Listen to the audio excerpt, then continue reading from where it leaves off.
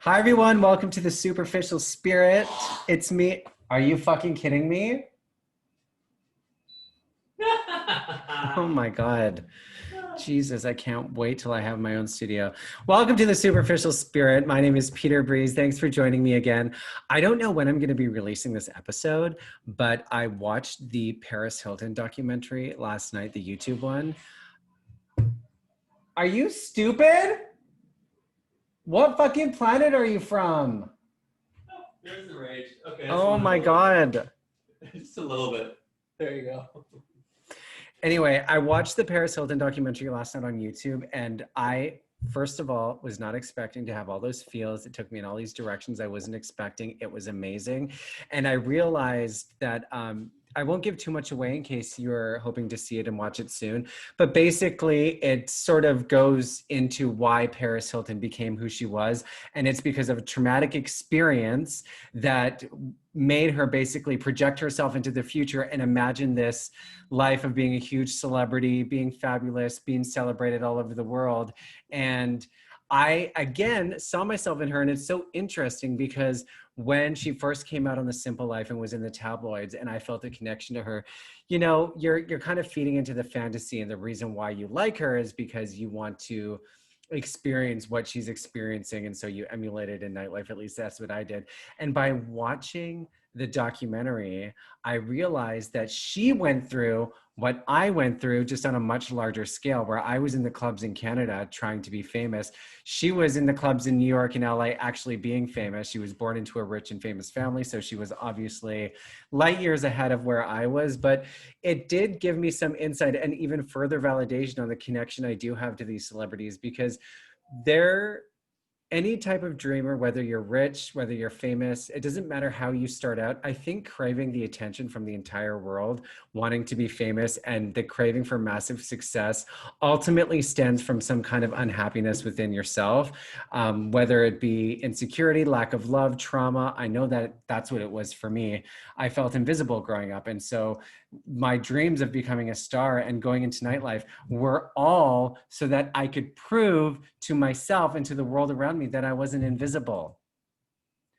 Okay. And this is something you don't realize until, you know, later down the road when you are self-actualizing and you have some space between, you know, why you started your dreams, starting them, and then actually going out and living them, and then maybe having some experiences where things go in a different direction and you realize maybe not everything that you want is going to come true. And I don't know, I really like the documentary. I'm going to do a full episode about that soon. But anyway, it's perfect timing because I'm talking to somebody today who I've a long history with in nightlife, somebody who I have so much respect for, a super creative person, all the way from Vancouver, a new daddy, a drag queen daddy. Can you believe it? It's Peach/Dave DeVoe. Oh my God. Hi. Hi, how are you? You know, here we are. You look great. It's so sunny there. It's actually smoky, but I've decided to go outside Okay. anyway. Yeah, because it's real smoky. It's like I've not left the house in a few days. Oh God, you're not even leaving the house? No. Wow. Yeah. You look fresh and lovely. Honey, it's a ring light. Ring light and Botox. The Botox is running off, but it's mostly the ring light. I was paying attention to the smoke and the fires a little bit, but when Evan and I lived in Kelowna, we were so excited for that Okanagan life, and it was like floods and forest fires. There was like those were the two seasons, and I felt like, Yeah. you know, when I grew up in the Okanagan, it was a literal slice of heaven, and I feel like it's moving out of that golden age where they have serious fires every year in All the that. time. Yeah, it's hard. And now it's in Vancouver where you can't leave the house. That's crazy.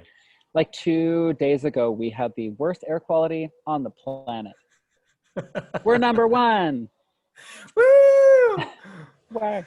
And then it doesn't help that like the entire like waterfront of New West was set on fire 2 days ago and has been burning ever since. So that's like around the corner from us. So it's real cute. Do you mean it was set on fire by someone intentionally, or it just caught on fire? They're not. They're waiting for the fire to finally put itself out so they can investigate. But it's really weird. Wow. Yeah. It's crazy to think that with all of this stuff happening in the world, there's people who might still want to like set cities on fire, like on Right. top of everything else. Peculiar.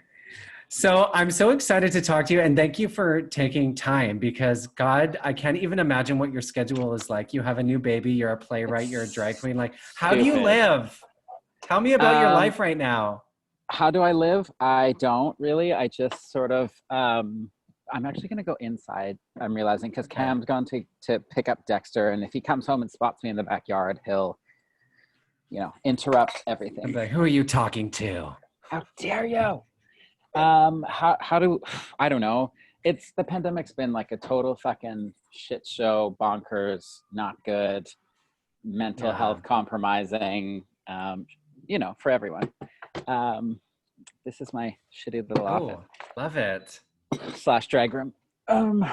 So I don't know. We're figuring it out. Dexter just started daycare a couple days a week, like 2 weeks ago, which is great because he's badly wanted interaction with other kids, but also it's a fucking pandemic, so it's kind of a scary time to send him. Oh my God. So How old is Dexter now? he'll be 3 in January. So What? yeah, yeah, 3 years old? I mean, he was obviously born like right when I left.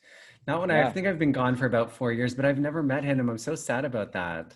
He's he's real cute and hilarious and loves well, he spends all I mean, when he's home, he spends all day getting us to put various records on our record player. And he just loves to dance.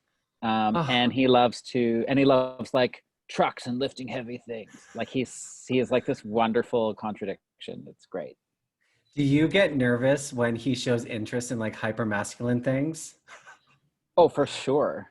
And For like, how sure are we we do. gonna do Like this? we were at our friend's, like his godparents' place yesterday. Because we doubled our bubble with them because we're like, we need someone. And they had like a hockey stick in the backyard, and Dexter was like, I love hockey. We're like, shut up. No, you don't. Anything but hockey. Oh, I remember you and Cam talking about like the whole process of having the baby, and it was so far away from my life uh, back then. Like I was still very much partying. I mean, we all were. And you two though were always like the golden couple of nightlife. Like it was so rare to see a functioning relationship between two gay identifying men. Like it just was like sex, drugs, and then like Peach and Isolde, like, keeping it all together. It was really, really remarkable to see. And when you all started talking about having a baby, it was like, oh my God, they're like light years ahead of where I am in my life. It was so crazy to see and inspiring. And, it was really nice that you've been so open about your journey and sharing everything on Facebook, because it's not something you see all the time. And I don't mean just gay parents. I mean, going from nightlife specifically, that can be so chaotic and so stimulating, good and bad. To see what you've created is so great. thanks. I mean, it's been like a gong show for sure, but because we both kept our weekly shows for the first Yeah. year that Dexter was in the world. We kept doing it, which I don't regret, because it was, for me, it was really important to, like, for each of us to get one night away from the chaos of having a newborn, to Yeah. just like be around our friends and conveniently also come home with a bit of money. So Was it hard, like, to leave the house and go do your show, or were you like, thank fucking God it's my night out? the latter, thank fucking God. Yeah, like, I mean, no, like we adore him and we love being dads, but it's also, I'm we've both been sort of very adamant about not um not self-sacrifice. I mean, we sacrifice a lot, but not like completely self-sacrificing all of the various identities and people and things that we have been for the past 30 odd years before his arrival. That, like, he's like, we're now dads, and I mean, because, amateur DJs and amateur puppeteers, because that's what he wants us to be. But but we're also still drag queens, and we also still plan events and run a theater company and so it's not like getting rid of those identities as much as just adding new ones to the pile. Do you find that being dads was a smooth transition for you two? Like he just kind of arrived and your life continued to flow and all of these things still flourished, or was there a learning curve? Oh, tons of learning curve. I mean, like truly, Cam was very different because Cam had a lot of cousins that he was very much a part of, like their life growing up. I had never changed a diaper in my life before my son, ever. Like it had just never occurred to me, really. Um, so there's tons of learning curve, and also, I mean, learning so much about yourself, where you're like, oh, that's an interesting way to respond to that. Didn't see that coming. What's that about? Um, so it's just, and it continues to be learning. But luckily, I mean, we just bring pre-pandemic, we would just bring Dexter into the rehearsal hall with us if we were rehearsing something, and Yeah. we just bring him along and let him become a part of the lives that we already have, that of course are changing and will continue to change more as he gets older, but not like let's just drop everything and raise baby, because we also want him to be around people. Yeah, I think it's so, and you two are so social. Like, I can't imagine you not being that way. And I always find it so great when parents are open about the fact that they're not self-sacrificing. Like, you can be a good parent and still be a fully independent person. And as he grows up, I think it'll do him a service to see his two dads being fully functioned people that are satisfying themselves creatively and socially and in all those ways. Do you find there was any like lessons from nightlife, that crazy, crazy world that actually lent itself to being a parent? Oh, for sure. Um, I Yeah. mean, in particular, like, let's be real. If there's one thing you learn in nightlife, it's how to be really good at making small talk, like honest, passionate, meaningful small talk with people that you really, really don't want to be talking to, Oh my God, yes. right? And so it's Yes. like, you have to like, oh, my kid's suddenly playing with that kid at the playground. Okay, well, okay, I guess we're chatting with the. Oh, now we're gonna be hanging out with that parent. Okay, well, let's turn it on. Let's turn it on. Hey, tell Oh me my about God. you. Like, right? I didn't even Uh, think about that, the small talk at the playground. I hate when people do that to me at the dog park. yeah. Oh God, yeah. Oh, But geez. but likewise, we're also, yes, I hate it. But also when we meet parents who were like, oh my God, you're like, we're cut from the same cloth, which is rare, right? Like we're like the stick out like a sore thumb, like gay dads in the burbs. So when we meet people who were like, oh, we come on a little strong. I mean, in the early like sleepless days, we'd be like, hi, do you want to be my friend? Like it's a little like scary. So Oh my God, that's so funny. Well, you're not just gay dads, you're also like really prominent drag queens. And I feel like that, remember when I was an agent, I was like, we need to get you a TV show. Like, yeah, I just yeah. could not believe that out of all the people I'd ever met in my life, you two were the ones becoming parents because it's like, it's better than any movie book I'm sure I will ever see. Because when you add when you add drag to anybody's life, it adds just some texture that is so hard to really capture. It's so unique and it's so interesting. And then being a parent is like, mind blown. How do you think he is responding to like seeing you get dressed up? Like, what is that like for him? Well, so I mean, like he does shows with us, like, and he did early I've seen on. videos of him like running on stage and Yeah, yeah, yeah. And so it's funny because, okay, so here's a fun anecdote. In early days, we had Cam had some appointment, like he had to go to massage or physio or something, and I had a drag gig. So I had to go in the car, like in drag, go in, do this gig. Um, but like, who's going to take care of the kids? So it's like I went and did my gig. Cam drove into the city with the baby in the back of the car. I met him at his appointment. We swapped cars, and then I drove back home. So picture you're a 9-month old. You get in the car with your dad. You fall asleep. You wake up and there's an insane clown driving the car. Oh my God. Holy shit. I think we should start setting up first therapy now. Like he was like, what fresh hell is this? Like, who are you? And then I had to be like, hey, it's me, Papa. Like, you know, singing the songs I sang. And then it was like the outrage of like, what have you done to my dad? You stole his voice, you stole his songs. Who are you? Whereas now, you know, he looks at photos of us in drag and he's like, oh, there's Papa. And some days he's 2.5, so he's pushy. He'll be like, Papa, go downstairs, dress, makeup, wig. And I'm like, I'm not putting on a drag show for you right now. He's like, Papa, go. I'm like, show me the money, honey. Yeah, he's like a little promoter. That's exactly what we did to drag queens. 100%. So he calls you Papa? Mm-hmm. And what does he call Cam? Dada. Oh my God. Did you plan that? Did you have to like organize that a little bit? Well, because I'm bilingual, and so the plan was always like, I'll speak French with Dexter, and I can be Papa, right. And we can have all these great. And I spoke a lot of French to him early on, and then I think the sleep deprivation and just the insanity of it all, I just sort of stopped, and now I'm trying to get him back into the French because I think it's super important for him to be bilingual, and yeah, it's a whole thing. I want to talk a little bit because you just posted recently that you got some of these crazy hateful comments on Instagram. And, you know, even back then when you started having a kid, when you started talking about it, my mind even went to like, what are people going to say when these two prominent drag queens are, I mean, I knew exactly how it would be. You would be open about it. He would be at your shows because why else wouldn't he be? Just like any parents bring their kids to work. Like that's the reality of your life. So why wouldn't you do that with your child?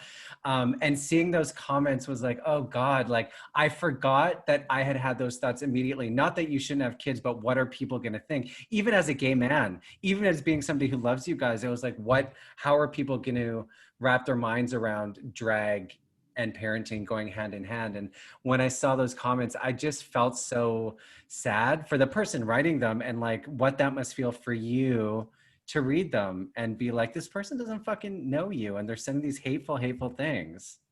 Well, like, sir, I mean, I'm not gonna lie, like when I first got them, it derailed me a bit. I was like, what? And then where I immediately went was, well, lucky us that this is the first time I've ever had to experience that. Like if I think of like my trans friends who like are getting bombarded with that on Twitter like every goddamn day, it's like, okay. And yeah, it's just, I'm like, oh girl, if you like, you think that's the gayest I'm gonna get? Honey, sweetie, my poor sweet child. I love that one of the comments called you like a demon Nephilim. And like Nephilims are like these giant hybrid demon alien things. I'm like, wow, that's a very specific word to call you. Well, what I took away was I was like, oh, so you have seen one of my drag shows. I was like, that's Peach's aesthetic. She's texting from like 1181. Yeah. So yeah. I don't know, like, listen, I mean, people can say what they want about me. I'd love to say I have a really thick skin. I don't. It does derail me, but I have a lot of people in my life to put the pieces back together very quickly. But like, oh, you're going to come for my kid? Oh, no. You don't want to unleash two drag queen parents. Oh my God, no. You don't want it. That is a wrath you do not want to experience. Sorry. Yeah. I think what you're doing is great. And it's obvious that you both are so happy and he looks so happy. So just keep sharing and it's going to be so magical to see how it all turns out. And you brought up having a thick skin. And when I think of you, I think of everything in Vancouver nightlife changing because I was a Davie Street fucking hot mess, loving my life at the Odyssey, you know, crawling up the street to Junction, staying in the bathroom stall for a couple hours and like living my fantasy. And then all of a sudden it's like Queer Bash pops up and these really fucking cool out of the box parties were popping up outside of the village. And at the time it was like, I couldn't even understand. I was like, what do you mean we're crossing the bridge? And, you know, we had a hard time adjusting to like the way that you push nightlife to a new place. And when you talk about having thick skin as a parent, I'm like, you got a lot of pushback from promoters back then for like, splitting up the community, quote unquote, but you were just bringing a new flavor. And I wonder now what that was like for you back then to bring something so different and what it felt like. And was it scary? How did you deal with the pushback? Like, walk me through what that time was like for you. Yeah, it's so funny because I think like I know that I did these things, but I don't. It's just so different from sort of where my life sits now. In the same way that like pre that like I had this whole other life as like a child actor, and it's like not something I think about until Yeah. people are like, "Oh, tell me about that." I'm like, "Right, that's the thing I did." Um, so much of all those years, most of all those years, is because of the brilliance of Brandon Gockel. Like, Totally. I like Brandon just had an ease of he just knew how to get things done, and I think we were and continue to be great partners in making ideas come to fruition because we had different skill sets. And I strangely like I didn't know any of the other promoters really, and so I was like, I don't really care what you think of me because like it's not we're just doing a little thing over here. I'm not trying to take away your big muscle daddy dollars. We're in like a grimy watering hole dancing to like a busted drag queen. And if that's threatening to you, then sweetie, analyze that. Like because that shouldn't be threatening. Like we're so this isn't big business. And the fact that like, and I think maybe this is why they were threatened, is that it wasn't a moneymaker for us. We were raising money for a theater company every time. Like I Right. did not get rich off of that. I was not paid for that.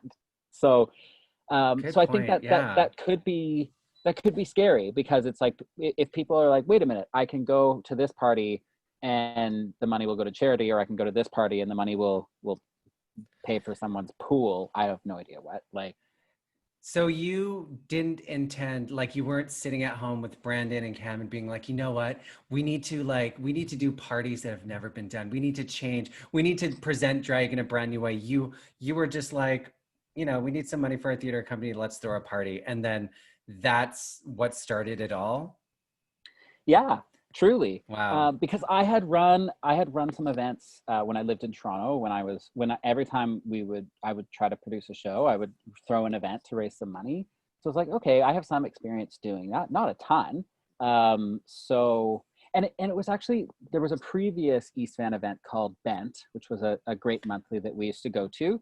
And when the Bent Collective decided to disband, they over the years had acquired some equipment, like some turntables and some lights and stuff.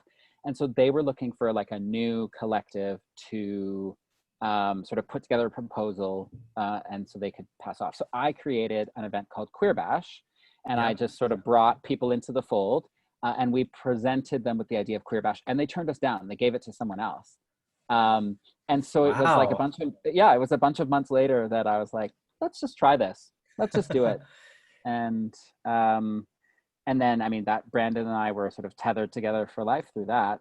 And it was only because of the success of Queer Bash and then in turn Hustla that that the Cobalt was like, could you guys do Queer Bash every week? We're like, Oh no, my because then God. it wouldn't be Queer Bash. But that's what created Apocalyptic. Right. It It was just like, feels fine, we'll do like, something weekly, but it's not going to be that. yeah, I feel like you had to. Oh, by the way, that was as a promoter for me back then. The hardest thing for me to do was like let something be a monthly because it's so fucking tempting to be like, oh my God, so many people like this party. Let's do it every week and make a bunch of money, but it doesn't transition. And I learned that like you can't duplicate monthly success. Like some things are Yeah, better off once in a while. totally. Did you feel though, like once the Cobalt started picking up and there was a lineup around the block and it was having a moment, did you sense a kind of momentum building? And did that change how you approached throwing the parties and how you started booking drag queens and things like that? Well, certainly we started throwing more events. Like, for me at that point, it was just like, okay, so these events have done well because they're very specific about what they are. Like you look at a Mhm. poster for Queer Bash and you're like, okay, so there's this bizarro theme and it indicates that you dress up and there's drag. Okay, I know what that event, I know what that feels like. And Hustle was the same way. It was like, okay, it's queer and it's hip hop. If you don't like queer people or you don't like hip hop, that's not an event for you. But if you do, that's what you'll get. And so I started just looking at like, well, what are other things that I would like to attend? So, you know, we started like Shindig, which was like a 50s queer sock hop, Right. which we did probably like, I don't know, 8 times, I would say. It wasn't monthly by any means, but then eventually it like suddenly it was monthly because we were doing every Saturday at the Cobalt suddenly was gay. And so we had things on a rotation. It was like there was Hustla and there was Shindig and there was the gay agenda and there were all like, and then Man Up was the fourth. Right. So it was a whimsical time. So it was just like, I knew people who were like, I love your events, but like, I don't like hip hop, so I don't come to Hustla. So I was like, that's fair. So like, what do you like? Like, what could we do that would invite you in? I don't know.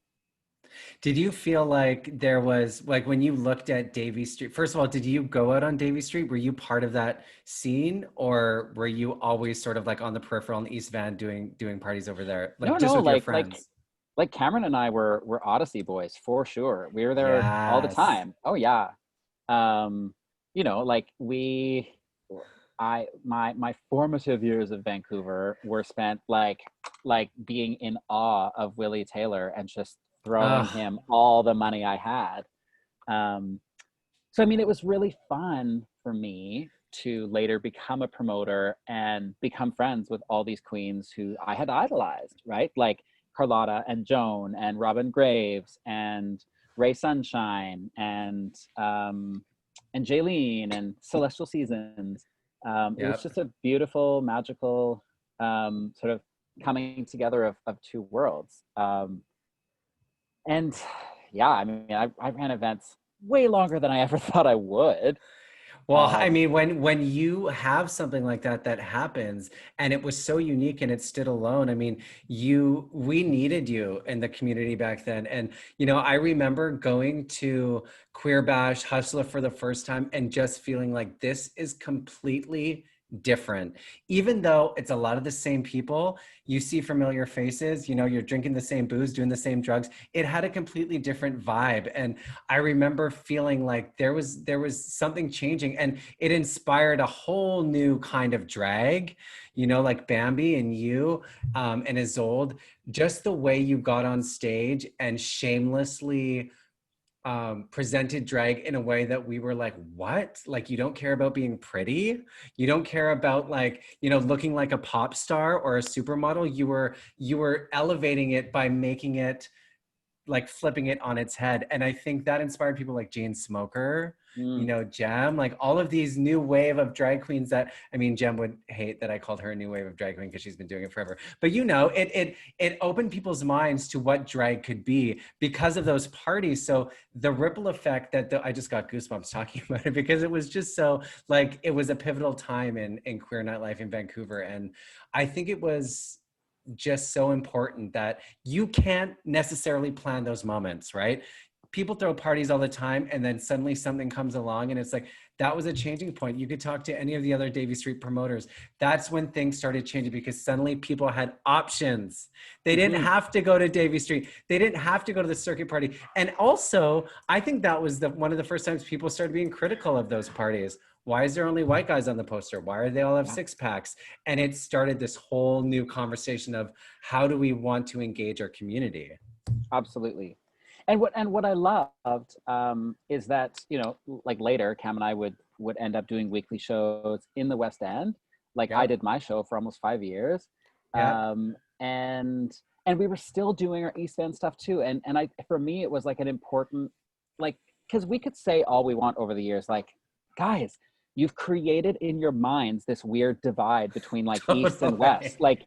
like it's so beyond fictional that like for me it was like here we'll prove it look here we are doing the same shit we do but in the West End and oh catch me next week and it'll be in the East End like like it's, guys, it's just fucking geography. Like we're one community, and we do cross pollinate. Like let's simmer down. And what came out of, for me, the biggest gift that we got from our Cobalt years is that by the time the Cobalt was closing, there were so many events of a similar ethos happening all over the city that I was like, Yep. our work here's done.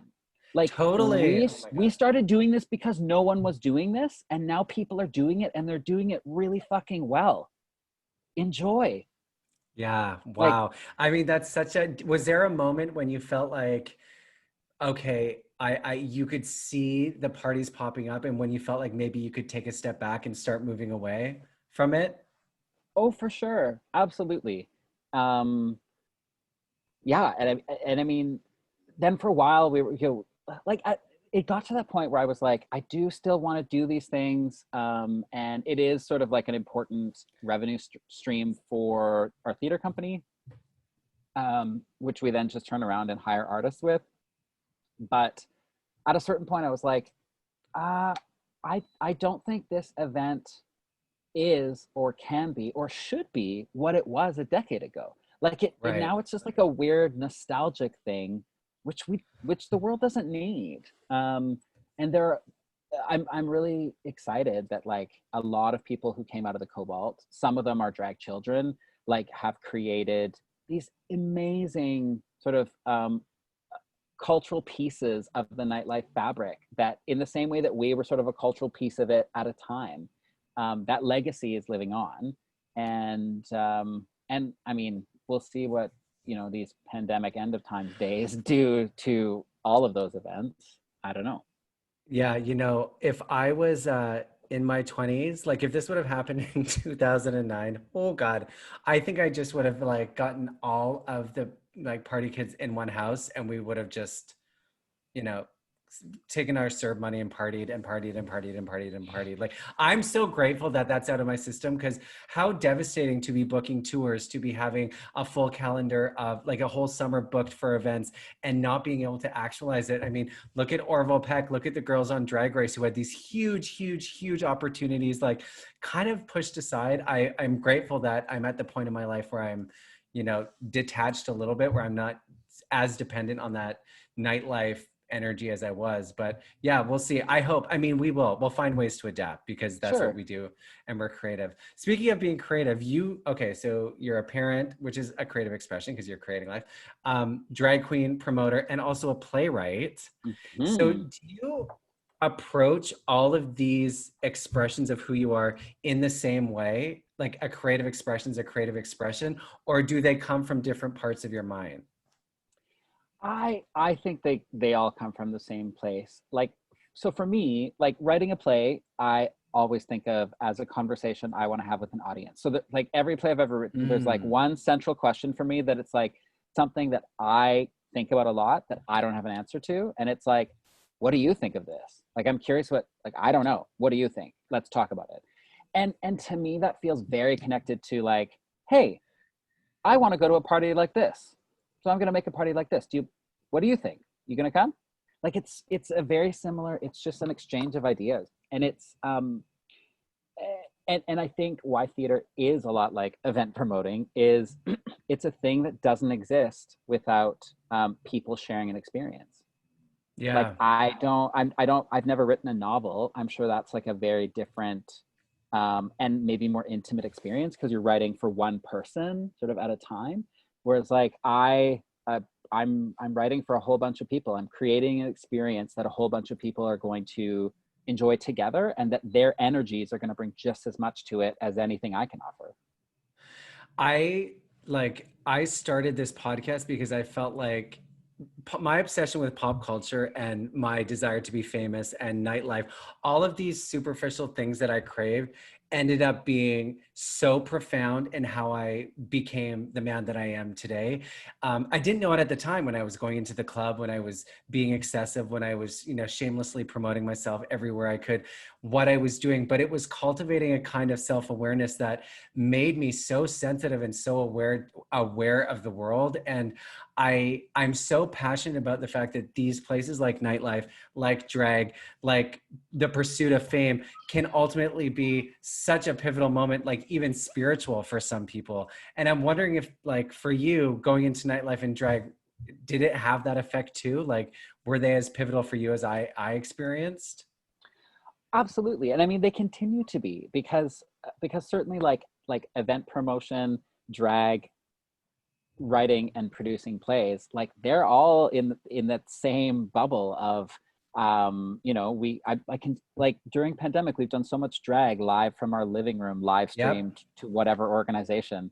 And it does feel it, like all of it has a sense of ritual to it. So I think you're right when you talk about Yes. like religion, right? It's ritual, and it's everything that a theater like drag, like dance parties, I think fulfill the same part of the brain and the soul that church does for a lot of people, right? It's people gathering in a space, sharing energy. It's why people like to sing in church, because it's a thing that you're all participating in, like a dance floor, like you're all up there tipping the drag queen. It's all, I mean, I'm sure religious zealots would hate me for saying that, but it's the same. There's a performative quality to all of it, right? Like, you know, I mean, no like preacher is up at the mic just sort of like, no, no, no. Like it's performative. It's Oh my performative. God, yeah, the ones on TV, hello, they're like soap stars. They're amazing. Oh And God. actually, when I first, like, I stopped drinking in Toronto, and I explored going to church with a new friend.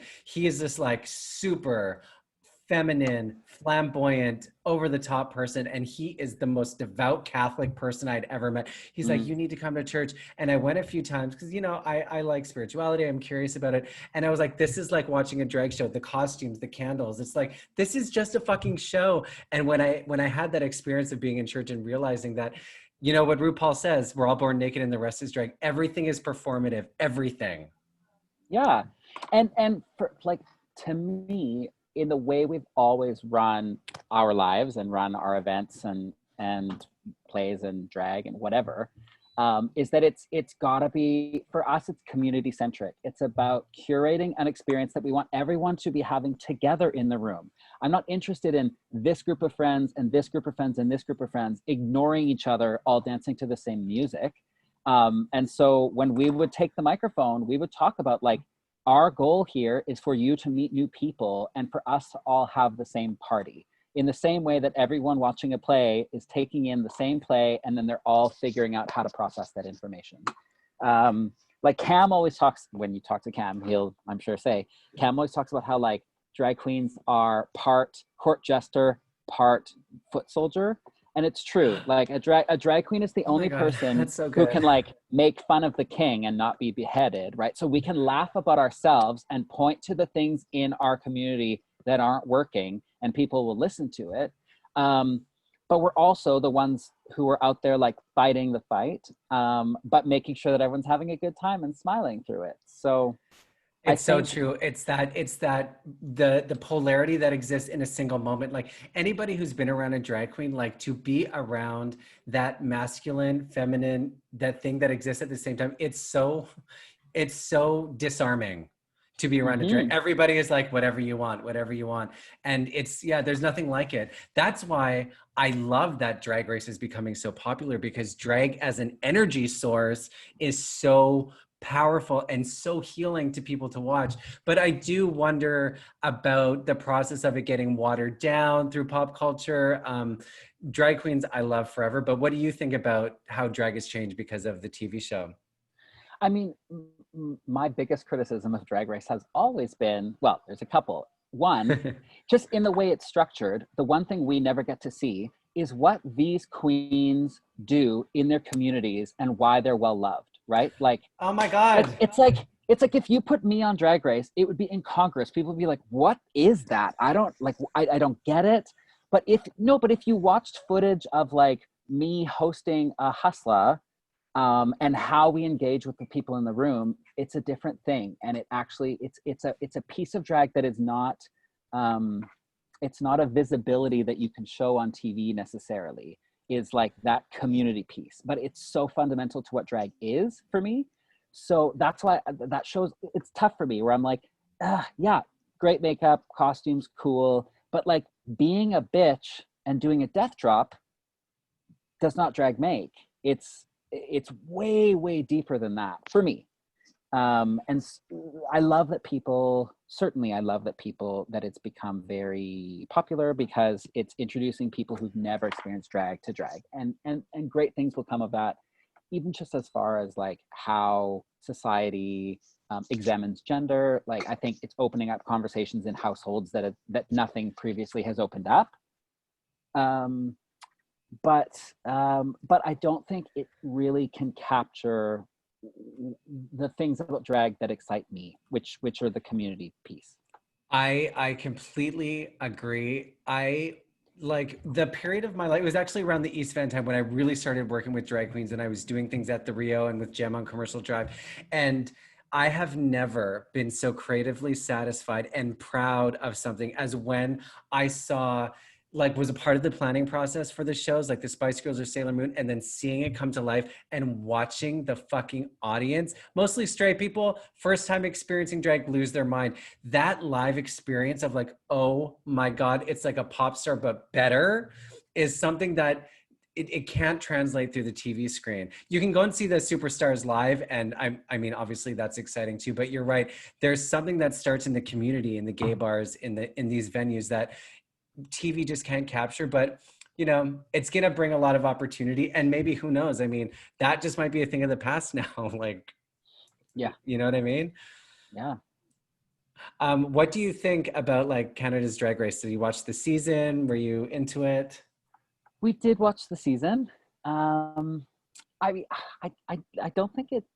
I don't like how it's structured. Like it, Cam was like, I think Rue just really was unwilling to like rescind, like to let someone else take the reins. Like it's like she's just unwilling to let someone be the host and be the Rue. So it's like split up in a lot of directions, including like incongruously like the guest judge, who like suddenly Tom Green is like telling us things. Right. You're like, that doesn't. It's Doesn't just work. so strange, and like Mhm.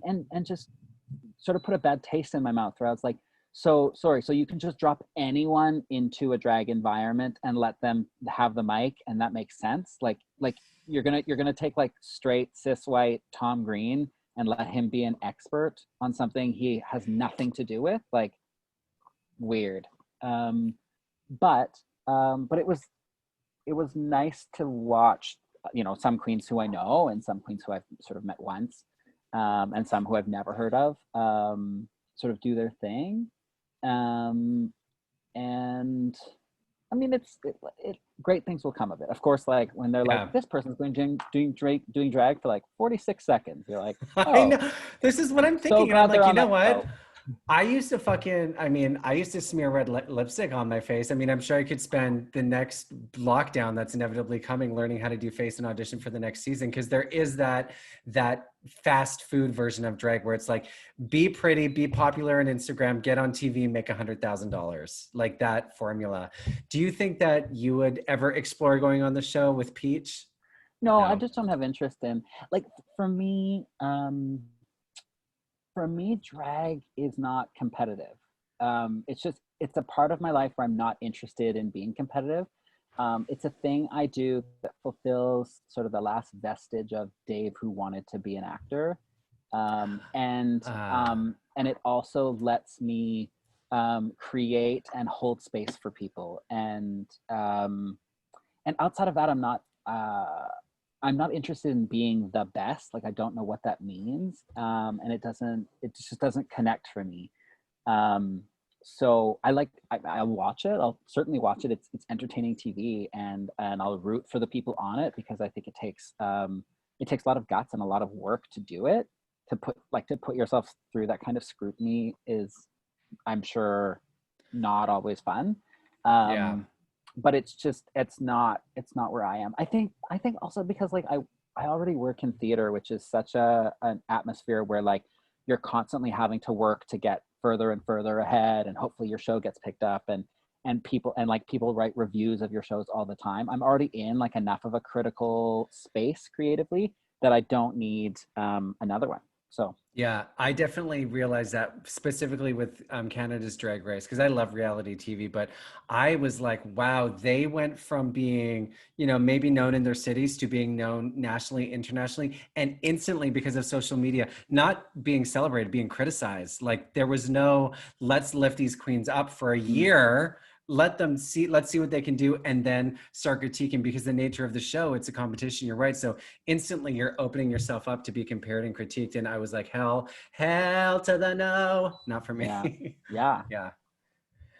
When you look at your life now, because you're a successful playwright, a really well-known drag queen, you got a loving partner of like what, 10, 15, 15 20, years. 15 Yeah. years. You have a baby. Do you feel like when you wake up in the morning, this is the life you always wanted? Uh, no, like because I don't know what that. It's funny. I was having a similar conversation earlier today. I don't.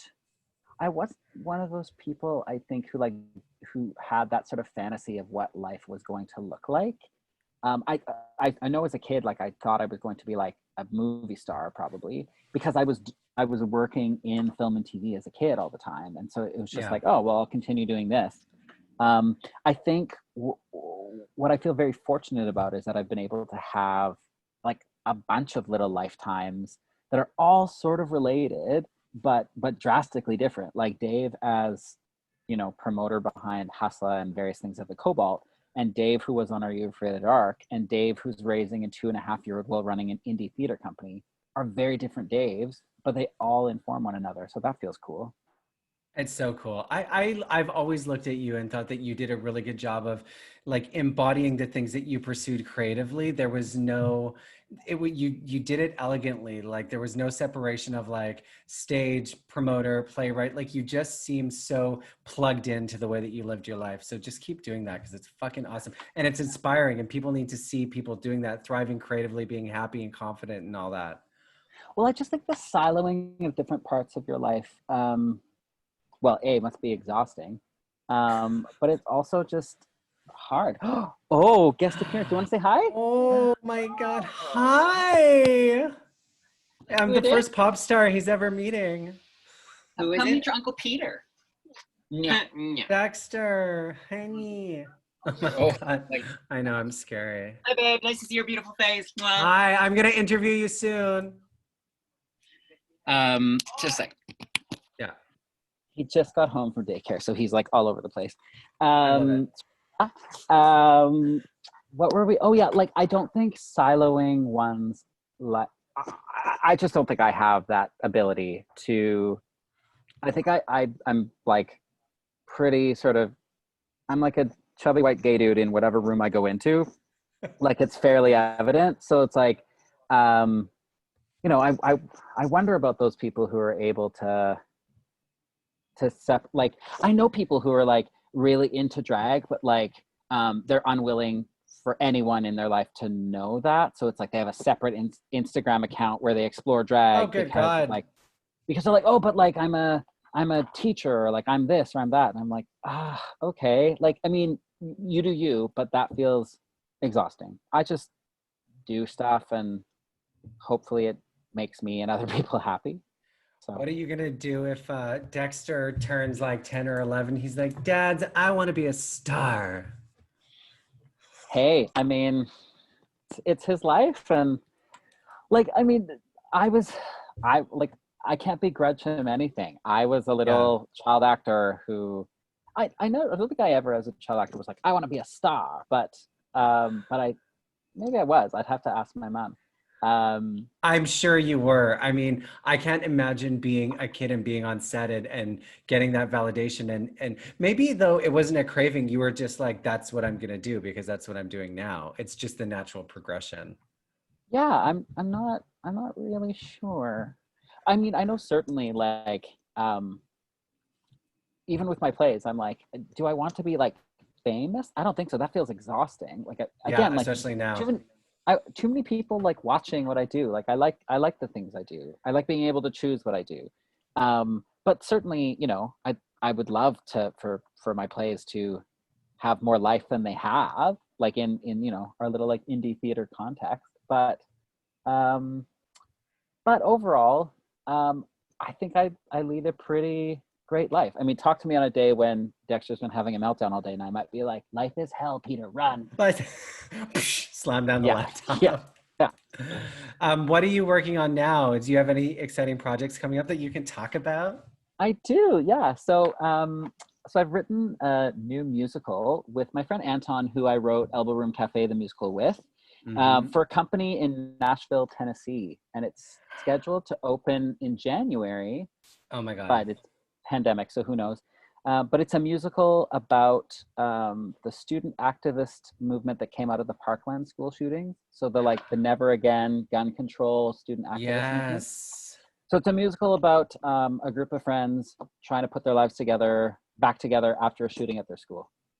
Set to, Wow. yeah, yeah, That's a light topic. yeah, very.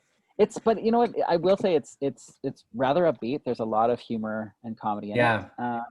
And then so that's like in Nashville, but the show I'm working on here in Vancouver is called Turf Wars and Transgressions, which is tackling trans exclusionary radical feminism. I'm looking at you, Oh, J.K. fuck. Rowling. I can't believe she's writing that fucking book. That is like insane. Yep. That is so like, And dangerous, and yeah, a lot of bad things are going to come out of that. So who's publishing that fucking book?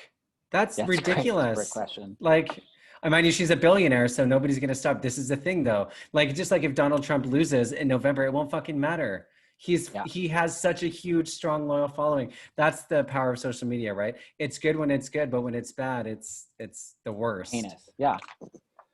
So What would you? That's my thing. That's what I'm. Well, and of course, like promoting my book, right? Yes, sissy. Annie. Annie. I love it. Yeah. That's sort of what's taking up most of my days.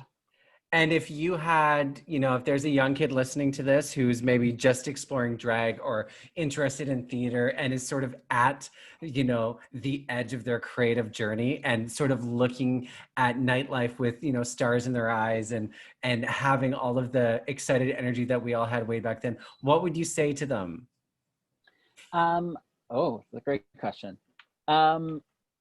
Make sure that okay, so drag is not about makeup and costumes. It is about connecting to an audience.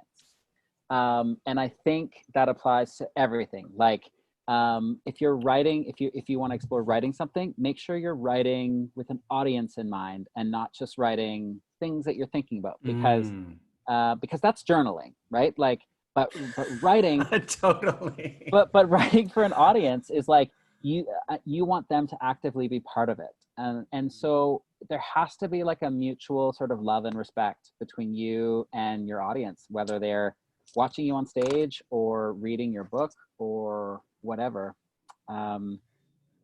Because it can't just be about them investing in you and them paying to see you. It has to be reciprocal. Yeah, that's good advice. And that is something I was like, no, I wanted it all for me, honey. Everybody's looking at me because that's your gift. You're welcome. I'm here for you to consume. Well, thank you so much for talking to me. It's so good to see you. And you look so happy. And I can't wait to talk to Cam. Maybe I'll interview him and then like release both of the interviews on the same day so people can really like dive deep into your life. Yeah. But it's so great to see it all unfolding. And next time in BC, hopefully it's not smoky and I get to meet Dexter. That'd be so lovely. Yes. Thank you so much. Evan. How's Evan? I will. He's good. He's not home right now, but we're going to look at an apartment. Rent in Toronto is going down so much. It's like our apartment right now is $2,200, way too much, but you can get like downtown Toronto for like $1,500. So really, we're exploring moving. So that's kind of what's happening right now. Do you still but have I will snake? Tell him I said hi. No, oh my God, no. The snake got to be like 9 feet and we moved. Oh my God. We moved to Toronto and it was just too because we lived with Evan's parents at first and it was too complicated to bring the snake. So unfortunately the snake is with a reptile collector sanctuary. I can't remember what, but yeah, by the end I was like scared of holding it. Not because I thought it was going to eat me, but it's like, it would just a look lot. at me. Yeah. Yeah. We just have Pagoda, just a doggy now. Yeah. Nice. But have a thanks good for night. reaching out. It really means the Oh world my to me. God. And thank you for making the time. I really appreciate it. I know you've got so much to do, especially with a little baby running around. Well, he's not a baby, a toddler. Toddlers and tiaras. Absolutely. He does love a good tiara. So I know. I love it. I love seeing the pictures. Keep posting them. Keep the haters hungry, honey. absolutely. Okay. I'll talk to you really soon. Bye. Okay. Bye, love.